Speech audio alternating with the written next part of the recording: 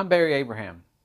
This 3-minute lesson is about choosing between creating a new campaign or a new ad group in AdWords. I'm going to explain some basics about this issue, reasons why you might want to create a new campaign instead of a new ad group, and reasons why you might want to create a new ad group instead of a new campaign. One of the many learning curves involved with AdWords has to do with account structure. As you build out your account, you will no doubt encounter the occasional dilemma of whether to create a new campaign for an advertising objective or create a new ad group instead. So how do you make that decision? Well, it typically depends on what you want to change and why. Most of the time, if you don't have to create a new campaign, don't. It's easier to manage an account that has fewer campaigns. However, there are some situations when it's either highly advisable or mandatory to create a new campaign. Here are some of those situations. 1.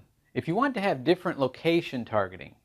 Location targeting is at the campaign level, so it's necessary to create a new campaign if you want to have different location targeting. 2. Language targeting. If you want to have different language targeting, that's also at the campaign level and requires a new campaign. 3. Budget. This is a very common reason for creating a new campaign. Perhaps you want to experiment with a new strategy and want to give it a lower budget as it gets going. That's a really good reason for having a separate campaign. As I mentioned earlier, it's easier to manage an account that has fewer campaigns. So if you don't need to separate location targeting, budget, or another campaign level setting, it's generally best just to create a new ad group. Some of the most common reasons to create a new ad group are to advertise another product or service, to isolate your best performing keywords in order to watch them carefully and optimize as much as possible, and to control quality score elements.